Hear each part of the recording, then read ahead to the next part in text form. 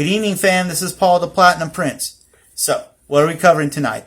We got a brand new TCG that's coming out on Kickstarter this September, but they're already doing marketing big waves called Vanquishers. Here are 2 cards given to me. Yes, I am biased because I do have cards from the game, so I just want to be upfront with that. I always give you my bias beforehand. So what is Vanquishers?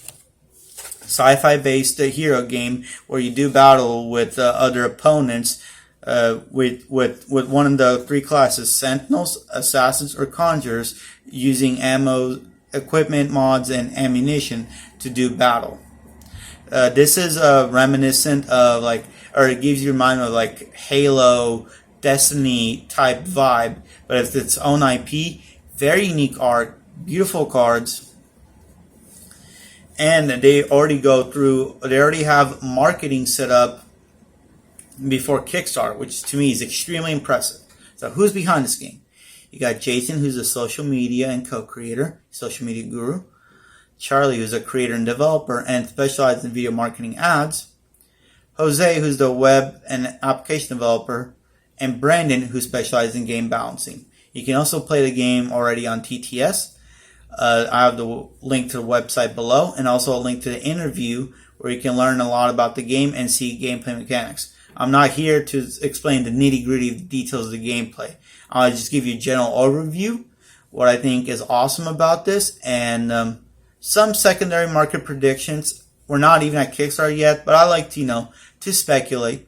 I know. Anyway, so let's start with the cards. So this is called Energy Overload card. This is a promotional card, most likely not to be used in tournaments because of how powerful it is. Only 16 of these were made. This is rainbow foil. This is an ammunition card given to me. This will be used in conjunction with this card so you can power it up. You need 1 ammunition card for this specific pistol to be used. You got the energy resource cost up there. It's a 3. The name of this weapon is it's a range weapon, Nebula 1, and that's the thing. You got range, mid range, and I believe range, mid range. I believe short range weapons, and that affects, of course, how the gameplay goes out. The way it works is with the crosser you have a 4. That's a base attack power, and then once you roll 2 dice, that's how it's played, is you got, and let's say the opposing hero has a 13 shield. With the 2 dice you gotta get a combination of 9 or higher, so when it adds up to the 4 it's 13 or more, so you can defeat the opposing hero. There's of course ways for people to counter, protect themselves, all that. I'm just giving you a basic overview. The hero, focus on the hero, is similar to Flesh and Blood, those of you who are fans of that, but that's where the similarity starts and stops. The modification, weapons, and the way you do a lot of the combat is unique to this game. I just want to use Flesh and Blood as a reference. So well done, and this is, like I said, the ammunition card that goes with it. This is 1 ammunition. This requires 1 ammunition to attack. And what's really interesting, there's a unique ability to this game called V-Trigger. It's at the very bottom. You can only activate, it's hard to see, V-Trigger once per game. And basically, if you have a hero card, it lets you, you flip it over and you raise all your stats up. But you have to be careful when doing this. You can only do it once per game, and it's a permanent change. So you got to time when you do it right. So, and also what I love is about the backing. It kind of gives me like an X-Files types vibe. So I think that's really cool. Yeah, it's really neat. It's a rainbow foiling, like I think I mentioned before. I just want to give that out. So things what they're doing with marketing. What I thought was impressive is they already have a comic book artist, Zip Allegria, who did Crimson Blade. He's he's working on a comic book for Vanquishers. Their lore will be tied to the game, so I think that is really neat and interesting to go through that route. On top of, they want to go through multiple distributors. They've already presented LGS, and LGS already said, hey, when and how much can I buy from this already? There's a lot of TCGs out there, and for them to already have LGS is interested, that is impressive considering competition is fierce. They're not even at Kickstarter yet, guys. They already got a buzz. So because another thing I want to note is that it's cool to have like games relate similar to Pokemon, Yu-Gi-Oh, MTG. That is completely fine. But it seems there's a lot of those out there. There's nobody who really has like a sci-fi based RPG that is mooning. You have Final Fantasy TCG, which is cool. I love Final Fantasy. But it's not say so much, people are not just going crazy over it. It has its market. It does good. But I think these guys really have a potential to say we are the first sci-fi based TCG to really shake the world. I do see potential in them. And I love what they're doing so far. So my thing is also they have a timeline of when they want to get the Kickstarter. They already have planning to go to Tampa Collecticon. They got plans to go to MegaCon to try to promote, and they've already been talking to distributors, other game creators, just to give their names out there, just to know people in the industry and see how others market themselves and also put themselves out there. I think that is already impressive that they're putting themselves through marketing before Kickstarter. That's a strong indicator because in these days competition is fierce. So you need to put yourself out there. The Kickstarter will be around mid-September or so. Exact time can change, based on like planning, development, and whatnot. But that's the plan. And I was told that they're gonna try to have it all out by end of December. That could also change, but they want to have that as a release. They want to have that as a release by then. So that's not that bad considering if you kickstart September and you get it around December, that's only a 2.5 month turnaround time. Considering most TCGs you have to wait 6 to 9 months. So that is a breath of fresh air that I do enjoy. That'll be a quicker turnaround. The rarity tiers of the cards will be common, uncommon, rare, and super rare. So I was told each pack will have a super rare, but don't think, oh, that means nothing special or anything. No. I was told the hero cards, specifically super rares, will be very tough to find. So I can see people going through boxes upon boxes, even cases, to find the super rare card. The one that they want. So that is definitely going to be cool.